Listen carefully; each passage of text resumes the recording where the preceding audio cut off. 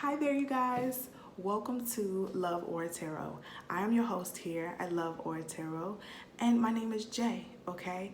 I read collective energy, individual 12 sign energies twice a month through the divination tool of tarot cards and oracle cards, okay? But today, okay, and I also give channelings from time to time whenever I experience them. But today, I wanted to talk to you guys about something that I feel has been going around for quite some time, and I just wanted to clarify the differences in these two particular things, okay? And that is twin flame versus divine counterparts, okay? Now, you've heard of twin flames, I'm sure you have, in so many different areas of your life, on social media, within the spiritual community. You may just be coming into finding out about twin flames, and you may just have heard a friend or someone talk about it, but didn't quite understand what they were in particular. I feel like sometimes people get the two misconstrued, and I really ask for my guides to express it into me in a way that I would be able to relay it to you all in a way that it could teach you guys and bring clarity the way it brought clarity for me, okay? And that's that twin flames, simply put, are relationships in which we are put in to learn something. We are put in to learn something. It is definitely a situation when you think about just the two words, twin flame, you think of two people, in the same fire. Now, fire is beautiful, beautiful energy where things fall apart or things turn to ash, but then that ash can be used to produce several other things, okay? You think about the mending or welding of metals and different things like that, how fire can turn one thing into something totally different. That is what a twin flame relationship is. It is transforming one's perspective through learning something. Now, this could be good or it could be bad. Like every positive, there's a negative. Everything has its opposite. So with that, meaning that, with twin flame relationships, because they're meant to learn something, you're meant to learn something, this could be a positive thing where you guys end up being in a relationship for a really long time and you learn something as positive as love and collaboration and cooperation. Or it could be a negative where you're learning how not to deal with this particular behavior or this particular person or this energy ever again, okay? And a lot of times I find with those negative twin flame situations, it's because there's a karmic cycle that you all are in where you haven't just dealt with this person in this life, but in many lives before. And you've come to this life to be in a position where, you learn the lesson and it's being presented to you again through karmic circumstance to see if this time around you are willing and strong enough to remove yourself from that situation or to not allow the situation to occur any longer, okay? Now that's twin flames. Then you have divine counterparts, right? Whereas divine counterparts are a totally different circumstance because with divine counterparts, there's only you and this other person on this frequency, right? And as life continues, you guys are moving towards each other on this one frequency, right? But what can occur is that, when you guys are moving steadily on this same frequency towards each other, okay, because there's only you and this person on this frequency, no one else is on this frequency, it is just you and that other person, okay?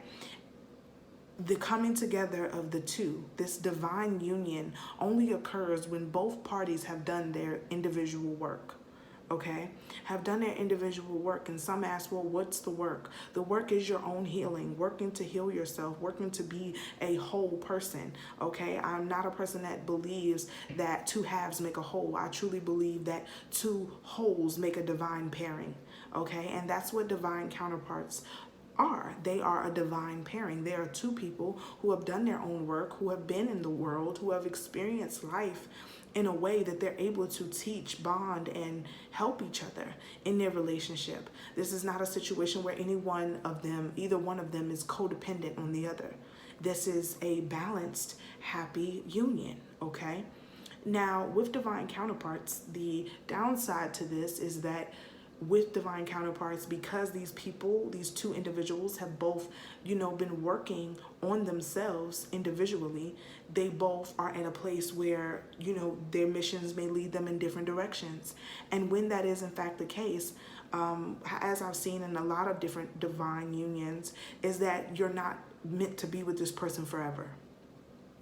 It's a sweet time. It's a passionate, amazing, beautiful time where you all are able to experience love and this beautiful connection. But then what ends up happening is that your mission may lead you in one direction and their mission may lead you in another.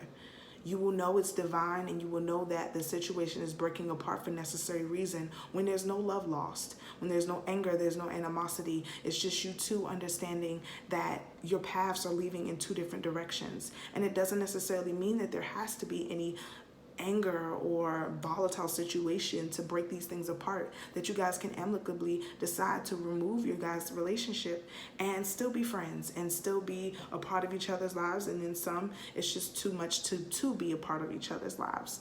But you will definitely feel the pull of that person. When your energy is intertwined in a divine union, the relationship is just totally different. There's an understanding there. And again, I say that there's two different people who have come to a point where they've both done their work and then found each other, okay? I also want to say this, that in the realm of the work, it is so important to understand that we are not here to find love. We are not here to find love. We are here to grow. We are here to advance. We are here to show, improve. We are here to learn lessons. That is what we're here for. Love, relationships, connections are a bonus. While we are all meant to be fully connected to one another and to have energetic exchanges to learn more about this experience, we are not truly here just to experience love. And sometimes people get trapped in the mindset of, I'm never going to have anybody, or no one's ever going to be with me. And what you may have to understand is that no one's supposed to.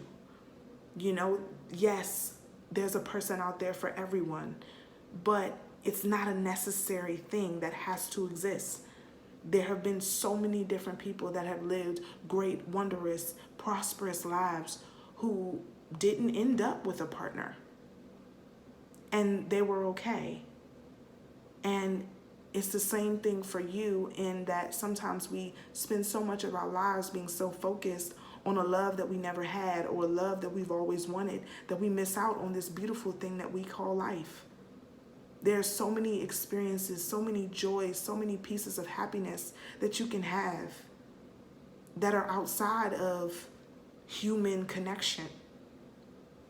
And that's just the reality. Love is not just given by a person. Love is an extraordinary resource that we all have limitlessly. It is not something that we have to look at as, can only be given by another person. Or someone has to give me permission to love. Someone has to give me that. It has to be given by someone else. No, love is a limitless resource that we all can tap into. I have so much love that's around me even now speaking to you, but it's because I tapped into that energy all on my own. And I'm definitely going to do a separate video in reference to love itself, because I feel like it's something that is so misconstrued and misunderstood. But please know that. Please know that all you need is you. All you need is you. And while you will experience so many different connections, the greatest way to get to this ultimate, beautiful, divine union, or even a twin flame relationship, is to first figure out who you are. Do your own work.